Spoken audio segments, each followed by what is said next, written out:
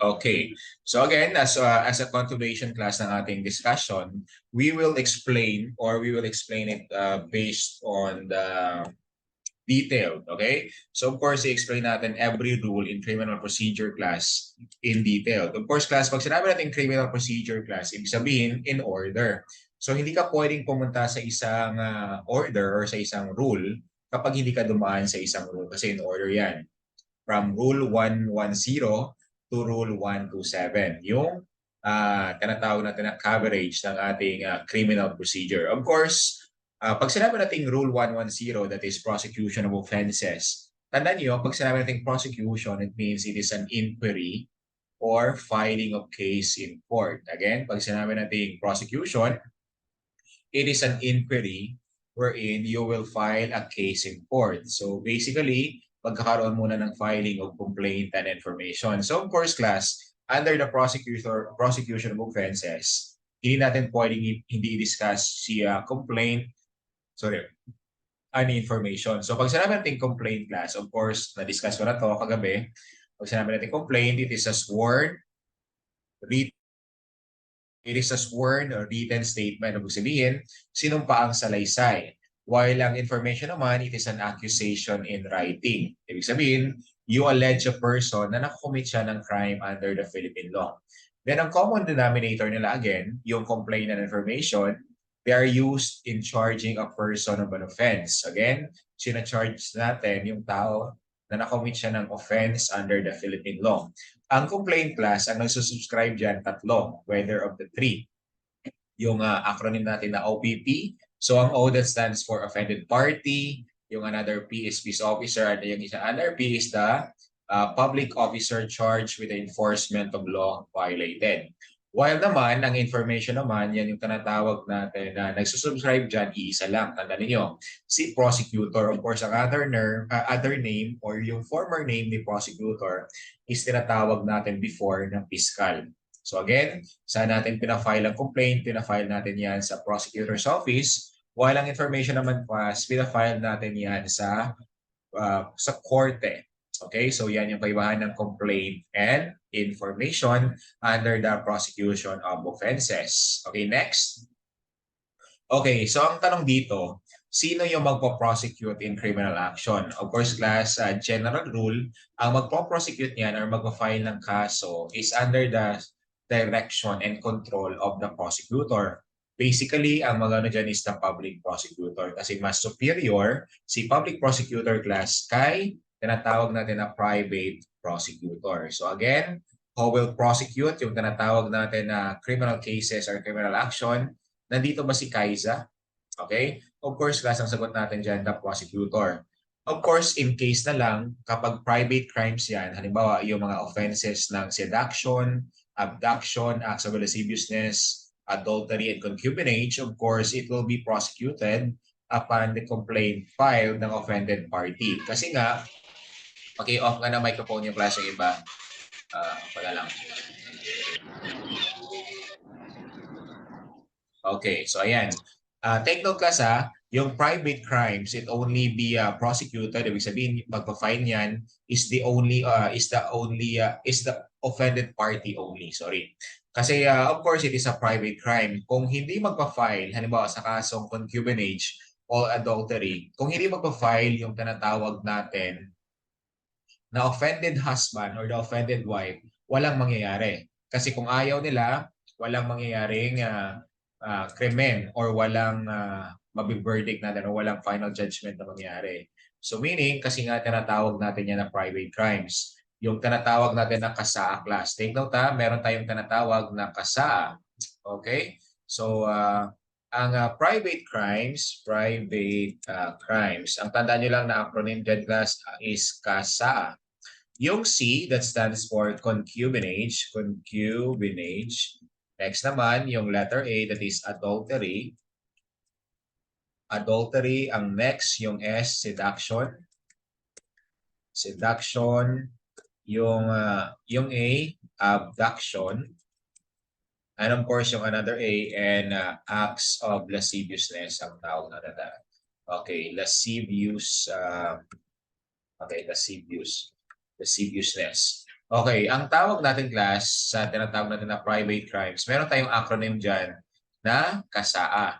Okay? Ang KASAA, yun yung private crimes. KASAA stands for yung letter C, that stands for concubinage. Yung A, that stands for adultery. Yung S naman, that is seduction. Yung A naman, that is abduction. And then yung isang A, that is acts of lasciviousness.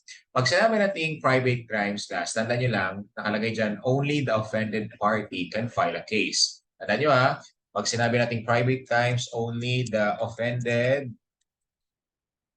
party can file a case. Yan yung tinatawag natin na private crimes. Walang mangyayari kung ayaw mag-file ng kaso. Halimbawa, sa kasong concubinage and adultery, ayaw ng husband, ayaw rin ng wife mag-file ng concubinage or adultery. So wala tayong magagawa dyan. Kung gusto ng parents ng babae or gusto ng parents ng lalaki, hindi pwede yun class. Kasi ang concubinage and adultery nakasali or kasali yan sa tinatawag natin na private crimes. Only the offended party can file a case. So yan. Yan, how about naman yung tinatawag natin ngayon na public crimes? Ang public crimes naman class, public crimes. Okay, example niyan, of course, yung rape. Okay, ang rape is considered as a public crime. Ibig sabihin ng public crimes guys, anyone can file a case. Ibig sabihin, lahat pwedeng mag-file ng case. Kaya kung sino man yung interesado sa kaso, pwede siya mag-file ng kaso. Kasi nga, it is considered as a public crimes. Okay, so again, public crimes, anyone can file a case. So yan yung tinatawag natin or kaibahan ng private crimes sa public crimes. So meaning, anyone can file a case. Kung ayaw, halimbawa sa rape case, kung ayaw ng biktima class, gusto mag-file ng parents niya, pwede yon. Kung nagkataon, ayaw ng parents, ayaw rin ng biktima, of course, yung police na ngayon ang magpa-file ng kaso. Kasi nga, in a public crime, anyone, kahit sino po ang pwedeng mag-file ng kaso. Yan yung tinatawag natin na public crimes. Ulitin ko, kapag sa public crimes yan, of course, ang mag-prosecute, of course, general rule, ang nagpo-prosecute is the prosecutor. Then of course, yung private crimes, only the offended party can file a case. Kasi nga, it is a private crimes. While the public crimes, anyone who is interested with the case can file a case in court. Then take note, nakalagay dyan sa baba, people of the Philippines. People of the Philippines class is the real offended party. Nakalagay dyan, ROP. Kasi nga, hindi yan nilalagay sa complaint or information directly ang pangalan ng biktima. Kasi again, whatever crimes na nakomit natin or whatever crimes na nangyari sa community or sa society class, it directly affects all tayo. Naapektuhan tayo lahat class. Kasi nga, it is sa rape case lang ba sir pwede mo file ang public? Of course, marami pa class. Marami pang mga kaso na tinatawag natin na public crimes. Of course, in a rape case, yan yung pinaka-best example. Okay? So yan yung example natin as a public crime. Of course, marami pa tayong public crimes na pwedeng example. So halimbawa, sa kasong homicide and murder, okay, di ba pwede tayong mag-file ng kaso. Siyempre, sino yung magpa-file ngayon? Siyempre, kapag pinatay yung husband mo, siyempre yung wife ang magpa-file ng kaso. Okay? So, or yung pamilya niya, and so on. So, yun yung tinatawag natin na public crimes. Okay, again, sino yung magpa-file or who will prosecute criminal actions? Of course, ang magpa-prosecute yan, class, basically, si public prosecutor or prosecutor class. Unless na lang, hindi niya pwedeng i-prosecute yung mga tinatawag natin na private crimes kasi they can or sila lang ang pwedeng mag-file ng kaso. Kapag nagkataon na kapag tinatawag natin yan na private crimes. Okay? Sige, next tayo. Okay. So, dito tayo class sa requisites of a valid complaint or information. So, kailan natin masasabi that an information is valid or yung tinatawag natin na kompleto or complete. Yung tinatawag natin na requisite of a valid complaint or information. So, yun yung tinatawag natin na ano ngayon, na di ka planada. Okay, so what is Nadika Planada? Okay, ang Nadika Planada, of course, yan yung acronym na ginagamit natin para malaman natin that a complaint or information is valid or complete. Yung na, that stands for the name of the accused. Yung letter DE, that stands for designation of the offense. Yung ka, that is the cause of the accusation. Yung pla, that is the place of the commission. Yung another na, that is the name of the offended party. And yung letter da, or yung da naman, that is the date of the commission of the offense. So tandaan niyo, pag sinabi natin name of the accused, dapat nakalagay yan talaga yung pangalan ng accused kasi di ba People of the Philippines versus Cardo Dalisay. So dapat nandyan unang-una yung pangalan ng accused or the name of the accused. Second naman, designation of the offense. Ang designation of the offense dapat nakaspecify dyan kung anong particular crime ang nakomit niya. Halimbawa, homicide, murder, physical injury, and so on. So dapat nakalagay yan yung designation of offense. Then of course, we have the cause of the accusation. Kung ano ang pinagmulan, dapat na-allege yan yung, halimbawa, sa crime ng homicide and murder. Dapat na-allege yan yung tinatawag natin na qualifying circumstances. Kapag hindi, kasi kapag hindi nabanggit yan, of course, magiging homicide lang yung crime. Then of course, kapag na-allege na merong qualifying circumstances of murder, magiging murder yung crime. So that is the cause of the accusation or yung pinagmulan. Then of course, we have the place of the commission of the offense. Kung saan nangyari or saan nag-transpired or nag-occurred yung tinatawag natin na crime or criminality, of course, that is the place of the commission. Then of course, we have the name of the offended party. But then again, the real offended party is the people of the Philippines. Then of course, the date of the commission of the offense, kung kailan nangyari yung krimen. So, very important class, yung tinatawag natin na requisites of a valid complaint or information. Kasi kapag hindi kompleto yung class, pwede mo yung i-request sa korte to file or pwede ka mag-file ng motion to quash. Pag sinabi kasi natin motion to quash, that is a request to stop, okay, to dismiss the case. So very important na kompleto yung Nadika Planada. Halimbawa, yung file sa iyo na yung na-file na complaint or information is walang pangalan ng accused or vague or hindi natin malaman kung sino yung accused. Pwede mo yan i-move to quash. Ibig sabihin, hindi naman ako yung nakalagay dyan or iba yung pangalan na nakalagay dyan. Tapos sinuli ka class. So ang remedy mo dyan is to move it to quash. Ibig sabihin, you request the court to stop yung tinatawag natin na trial and hearing para ma-acquit ka sa kaso. So again, una, Nadika Planada, name of the accused. Number 2, designation of the offense. Number 3, cause of the accusation. Number 4, place of the commission. Number 5, name of the offended party. And number 6, date of the commission of the offense. So yan yung tinatawag natin class na requisites of a valid complaint or information na Nadika Planada. Nakuha ninyo class? Nakuha ba? Nakuha? Let's Okay. go. Sige. Next. Okay. Proceed tayo sa next presentation. Okay. So, meron tayong tinatawag na duplicity of offense rule. Tandaan niyo, bawal yan. Kasi only one offense ang nakalagay dapat sa isang information or complaint. So, meaning, sa isang information na ipafile natin or sa isang complaint na ipafile natin, class, only one offense ang nandoon. Otherwise, kapag ang daming nakalagay dyan or double, quashable yan. Ibig sabihin, pwede mong i-request yan sa korte to stop or to dismiss the case. But of course, class, in every rule, there's an exemption.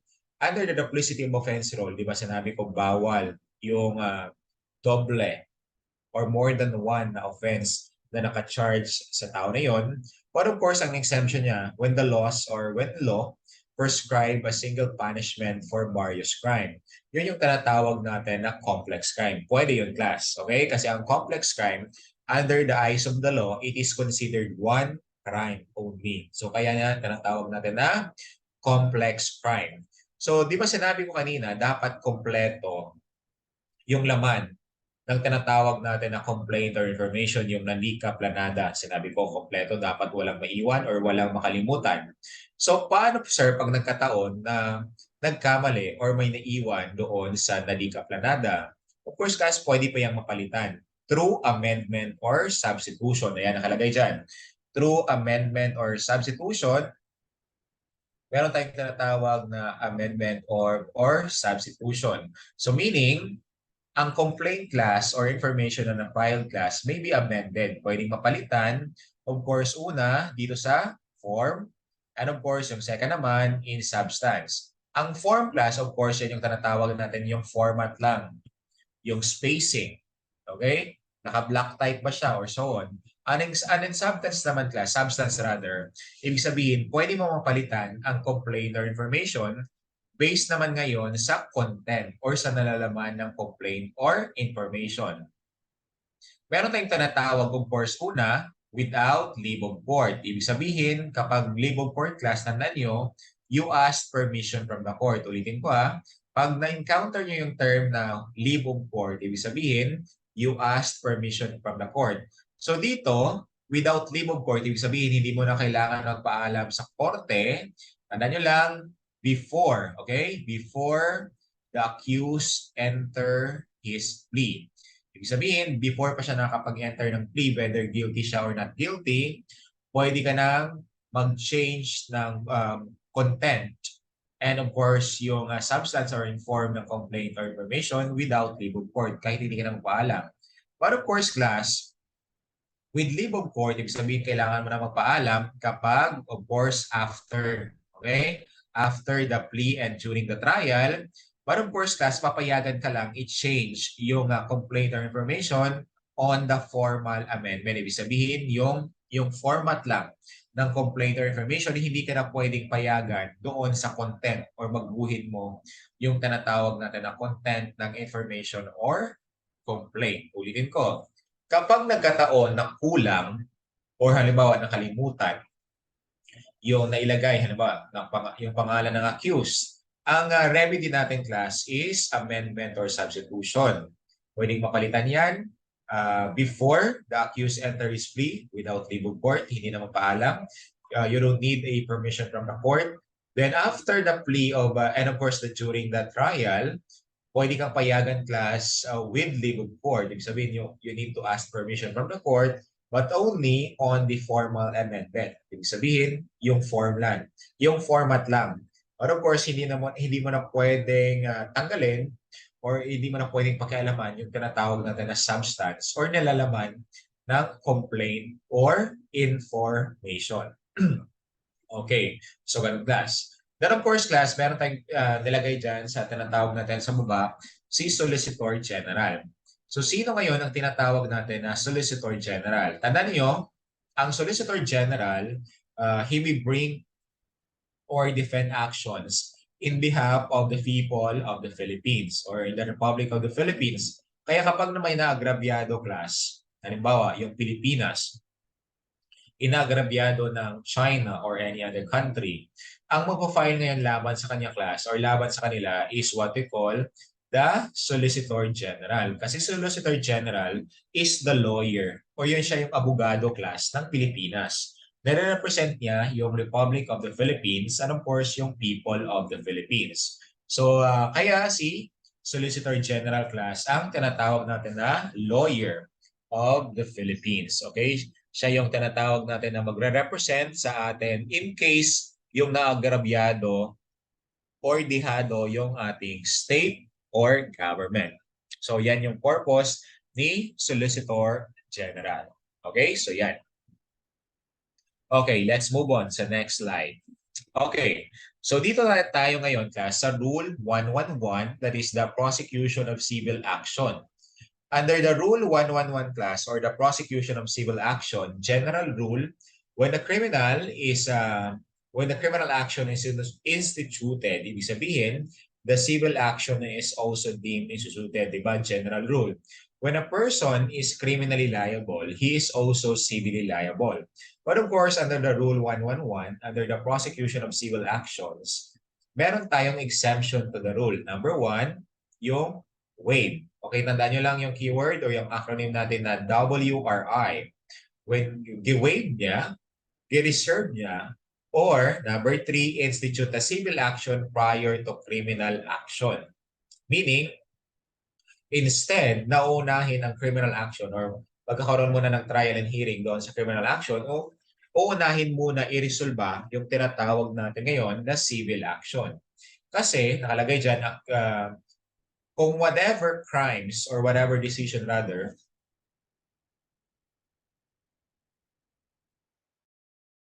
okay, so whatever decision class ng korte, kung ano man yung magiging verdict doon sa tinatawag natin na civil action, it will determine whether or not the criminal action will push through.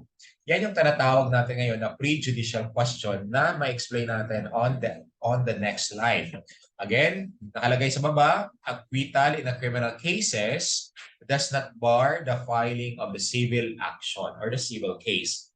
Hindi ibig sabihin, you are acquitted in a criminal cases class, hindi ka na pwedeng filean ngayon ng tinatawag natin na civil case. Again, pwede pa rin. Baka ibang danyos naman yon, or baka mananalo yung kalaban under the civil case na final sa'yo. So yan yung tinatawag na prosecution of civil action. So tandaan nyo lang, WRI waives, reserve, and institutes a civil action prior to criminal action. Okay.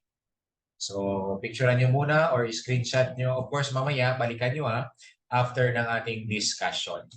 Okay, next. Okay, yun yung sinasabi ko kanina, class, na prejudicial question. Ang prejudicial question, one which arises in a case, okay, the resolution of which is the logical antecedent of the issue. Dito ka lang mag-focus, class, the logical antecedent of the issue involved therein and the cognizance of which pertains to other tribunal. Okay, nakalagay dito, the previously instituted civil action involves an issue similar or intimately related to the issue raised subsequent to the criminal action.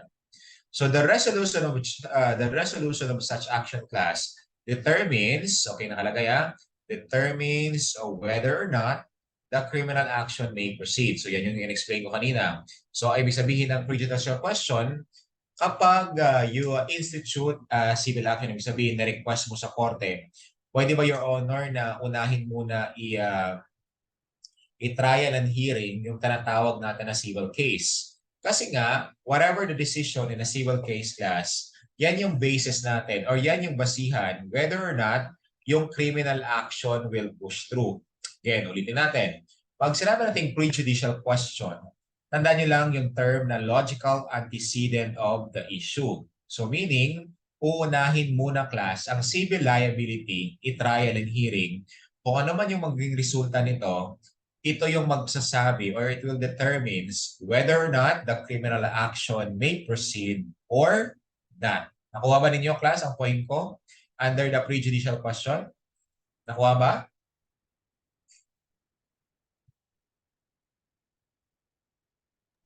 Yes, sir.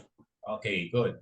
Okay, so of course, saan tayo ngayon magpa-file ng tinatawag na petition for suspension by, of course, by reason of a prejudicial question.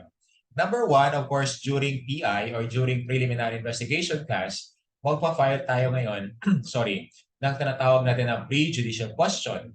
Letter B, of course, in court before the prosecution rests its case. So yan yung tinatawag natin na when to file the petition for suspension by reason of a prejudicial question. Okay, so yan yung during PI and in court before the prosecution rests its case.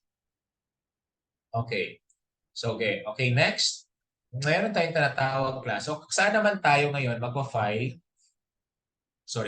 ng petition for suspension by reason of prejudicial question. Of course, number 1 yan, class, magpa-file tayo sa Office of the Prosecutor. Again, saan tayo magpa-file ng petition for suspension by reason of a prejudicial question? Number 1, magpa-file tayo ngayon sa Office of the Prosecutor. Number 2 naman, sa court wherein the criminal action has been filed for trial at any time before the prosecution rests its case. So, ano ba? Yung crime or yung case na pinayos sa'yo, class, is nakapile sa RTC, so of course doon ka rin mag-file ng petition for suspension by reason of prejudicial question. Again, pag sinabi natin prejudicial question, the civil action, okay, is similar or intimately related to the issue. So yan yung tinatawag natin ngayon na prejudicial question. So meaning, whatever the result of the civil action, it will determine whether or not the civil action will the criminal action rather class will push through. So yan yung tinatawag natin na prejudicial question. Okay, next tayo. Next slide. Okay, so dito na tayo ngayon class sa Rule 112, that is Preliminary Investigation or the PI. Tandaan niyo lang ang tinatawag natin na inquiry or keyword natin na inquiry sa Rule 112 na Preliminary Investigation. Pag sinabi natin preliminary investigation class, it is an inquiry or it is a proceeding wherein to determine whether there is a sufficient ground. Ang tinutukoy niya class dyan, kasi before natin or ang purpose talaga ng PI or preliminary investigation class is to determine kung merong probable cause doon sa nangyaring krimen. Kaya very important ang PI class kasi it is an inquiry or proceeding to determine whether or not there exists or there is a sufficient ground to engender a well-founded belief that a crime has been committed and the person must be probably guilty thereof. So sa haba-haba class ng definition ng tinatawag natin na probable cause, ang tandaan nyo lang, pag na-encounter nyo ang term na probable cause, tandaan nyo lang yung term na existence of facts. Again, pag sinabi natin probable cause, that is the existence of facts. So meaning, merong facts or merong mga ebidensya na magpapatunay na there is a facts really to convict the person or to file a case sa tao na yon. Tandaan niyo we have the probable cause. Ang probable cause, ang purpose ng probable cause class is to determine the existence, the existence of facts. Okay, tandaan niyo, pag sinabi nating probable cause, ang purpose niya class is to determine kapag merong existence of facts. Ang mangyayari kasi class kapag na-determine during PI or preliminary investigation, kapag malaman or na-determine or na-establish ni prosecutor class na meron tayong probable cause or meron siyang probable cause or nakitaan niya ngayon ang probable cause, that's the time, okay, ang mangyayari, kapag may probable cause, magpa-file siya ngayon ng information sa court. Para, of course, class, after niya mag-file ng information, ang judge naman, class, he will be personally examined yung final ngayon ni prosecutor. Then kapag nakitaan niya rin, class, ng probable cause, yan, that's the time mag-i-issue yung judge class ng warrant of arrest or WOA. Okay, warrant of arrest. But of course, class, take note kahit nasa stage pa lang ni prosecutor, pwede siya mag-file or pwede niyang i-dismiss yung kaso doon sa kanya pa lang. Kasi again, yung tinatawag natin na probable cause. Hindi niya nakita or hindi niya na-establish na merong probable cause sa nangyaring krimen. Ibig sabihin, sa level pa lang ni prosecutor class, pwede.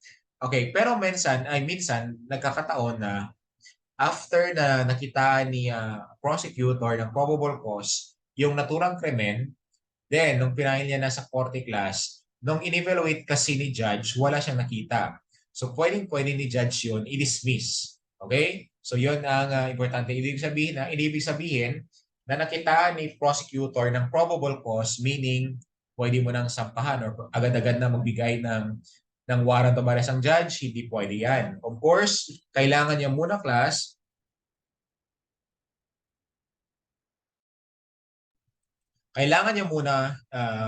personally examine or ma-examine niya muna lahat yung final ng prosecutor. Okay, before siya ngayon, yung tinatawag natin makapag-issue ng warrant of arrest. Okay, tandaan niyo pag sinabi nating preliminary investigation, yung term or yung keyword na inquiry.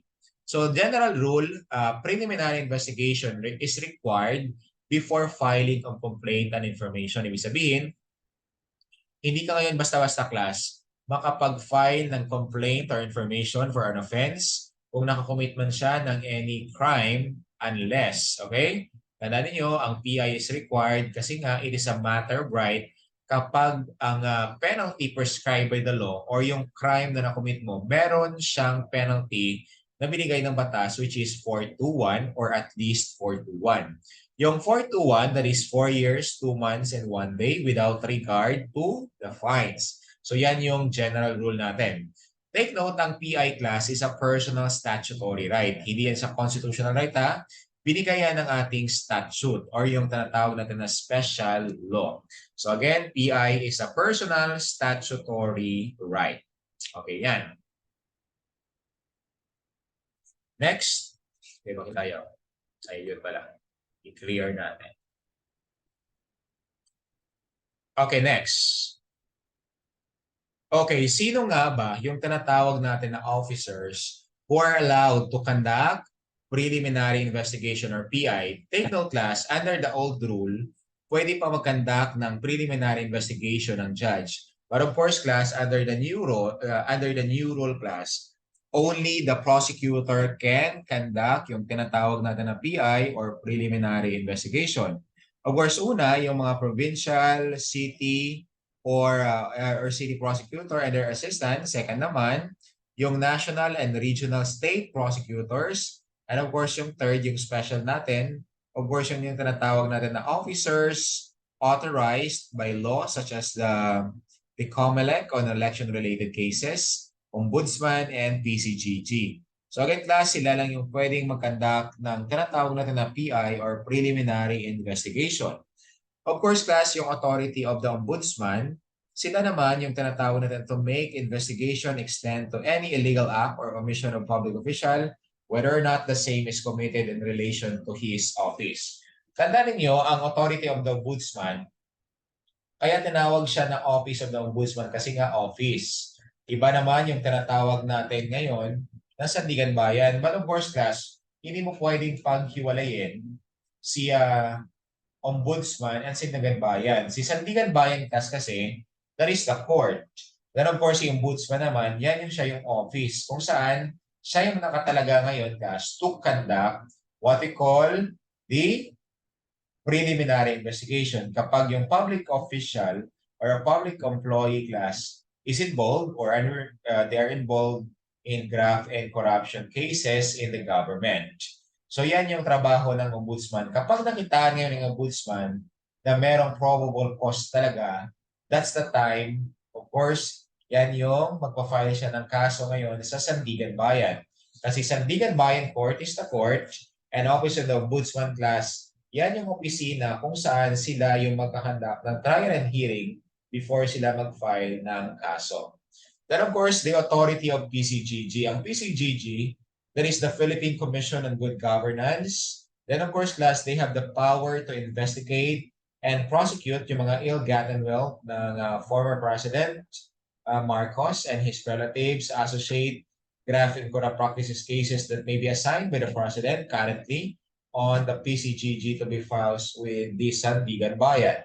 Then of course, ang authority of the COMELEC or the Commission on Election to investigate and prosecute yung election-related cases natin. Halimbawa, may bayaran or may dayaan na nangyari, so that is the authority of the COMELEC. Ulitin natin, authority of the Ombudsman to investigate graft and corruption cases, authority of the PCGG or the Philippine Commission on Good Governance, of course, sila yung naatasan dyan. Then, of course, and the rest. Okay, next.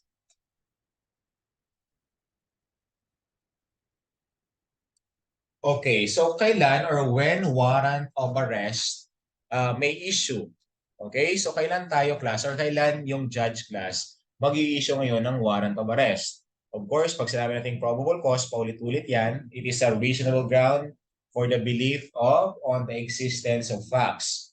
Ibig sabihin, meron talagang magpapatunay or merong mga facts class na magpapatunay na merong probable cause na nagawa niyo yung krimen at siya yung gumawa.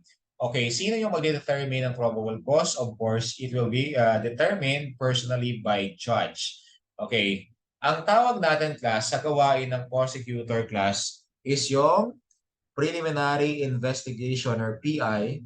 But of course class, ang judge class, meron isang another version of PI or yung tinatawag natin na preliminary inquiry. Again, ang tawag natin doon sa gawain ni judge is preliminary inquiry. Ang preliminary investigation class, tinatawag natin yan ng judicial determination of probable cause kasi nga, of course, ang mag-create niyan is what we call the judge or yung tinatawag natin ang mag-i-execute yan. Ang executive determination of probable cause naman class, ang mag-i-execute yan of course is the trabaho yan ni public prosecutor. Kasi si prosecutor is under or yung tinatawag natin prosecutor's office is under the DOJ or the Department of Justice. And then the Department of Justice is under the Office of the President. That's why executive determination of probable cause kapag it is done by prosecutor. Then of course, yung preliminary inquiry na tinatawag natin, of course, yan yung ginagamit na judge to determine kung merong probable cause rin. Kasi nga di ba ay hindi bawal or bawal yung judge mag-conduct ng preliminary investigation. So ang sa kanila naman is preliminary inquiry. So that's why tinatawag natin yan na judicial determination of probable cause. Okay? Number 6, when an accused lawfully arrested without warrant.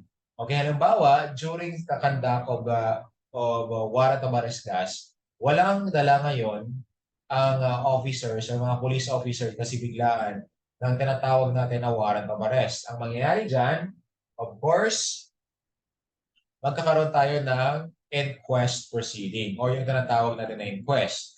Ang inquest proceeding class, of course, it is done by inquest public prosecutor or prosecutor class to determine yung person arrested or detained is what we call, okay, yung person arrested rather, sorry, is legal, okay? Legal or valid ba ang pag-aresto nila? Yan yung tinatawag natin na inquest proceeding. Again, ang purpose ng inquest proceeding to determine whether or not the arrest is legal or valid. Kasi kapag hindi yan valid ka, halimbawa, hindi niya nabanggit yung Miranda warnings or halimbawa, galit yung skeleton na lang.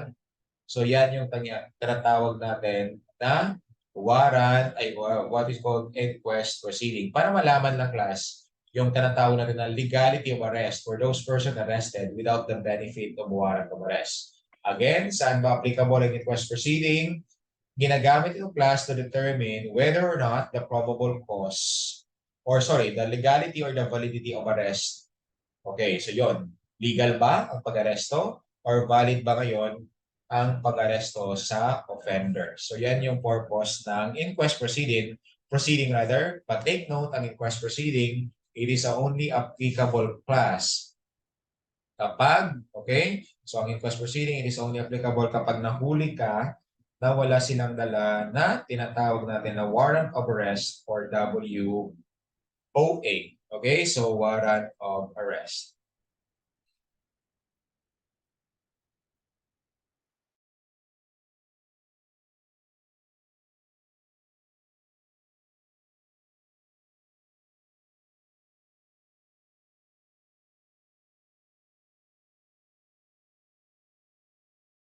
Okay. Okay, dito naman tayo.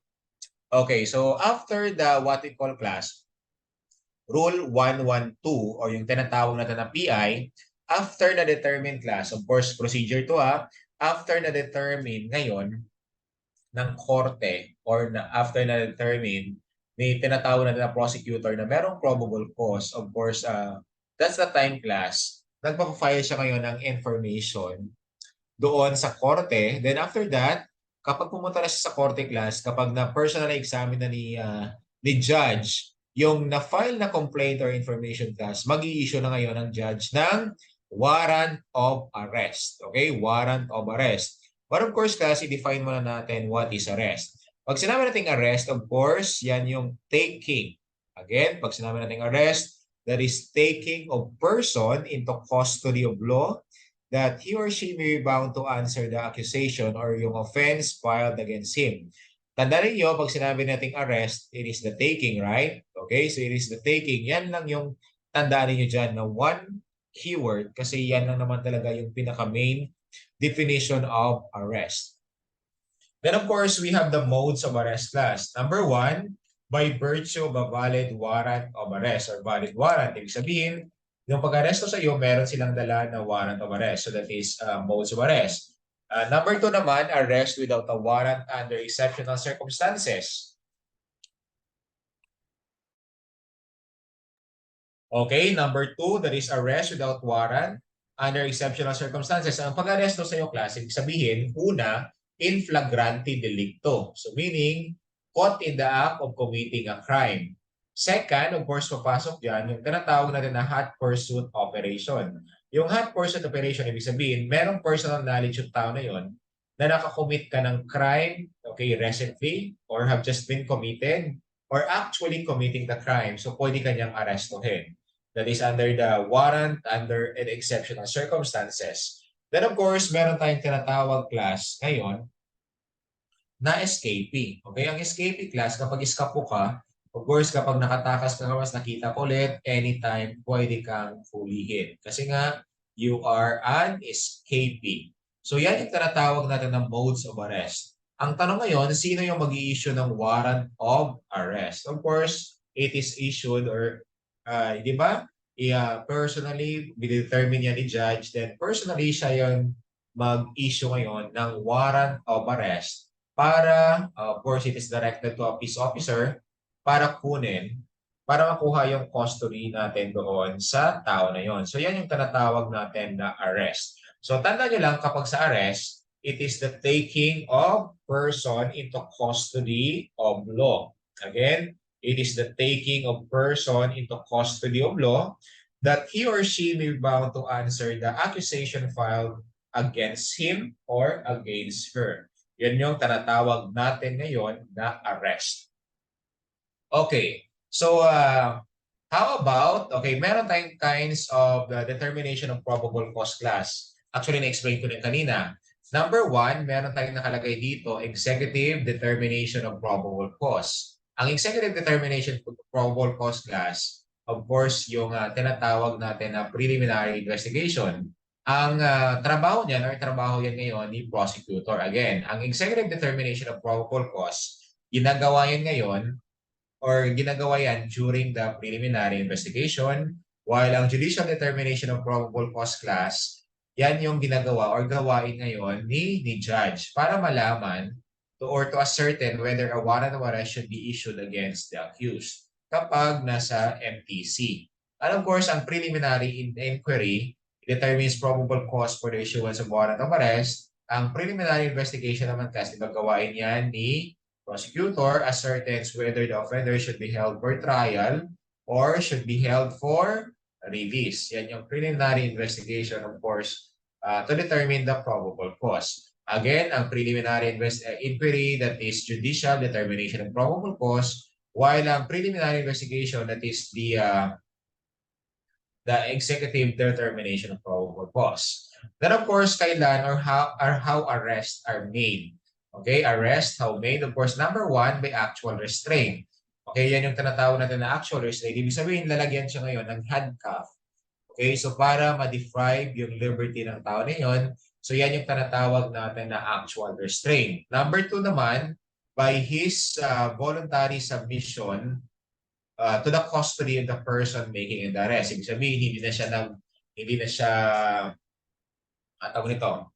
siya tumakbo. Ibig sabihin, nag-voluntary surrender na siya sa custody ng arresting officer. Again, ang judicial determination of probable cause kay judge, executive determination of probable cause kay prosecutor. Okay, kay prosecutor yan, class. Okay, sige. Nakuha ba? Okay, let's proceed now sa next tayo. Okay, so tandaan ninyo, meron tayong tinatawag na period of warrant of arrest. Tandaan niyo ang validity. Okay, so ayan. Okay, so tandaan niyo class, dalawa. Under the warrant of arrest, meron tayong tinatawag na validity of warrant of arrest. Ang validity niya is lifetime. Tandaan niyo, lifetime. Ang execution naman ng warrant of arrest class is only 10 days. Ang ganito yan class. Kapag within 10 days or in that 10 days class, hindi pa rin nahuli yung accused kasi ano ba, pumunta sa ibang bansa o hindi nyo na mahagilap, babalik ka ngayon sa tinatawag natin, babalik ka ngayon sa tinatawag natin class. Wait lang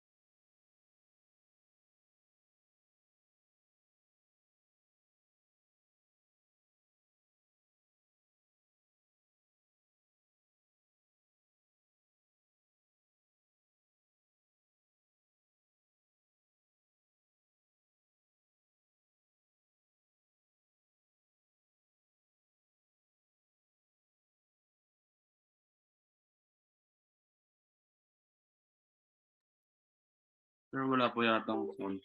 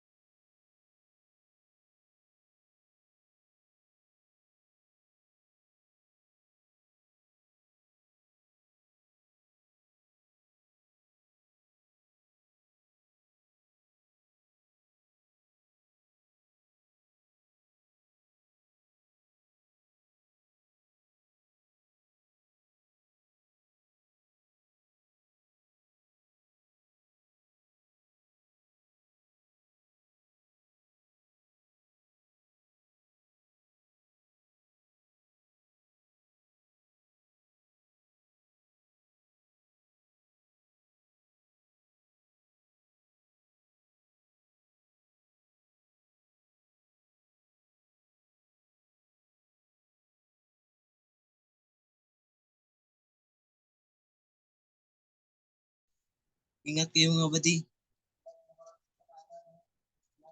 Nangyari? Saan banda?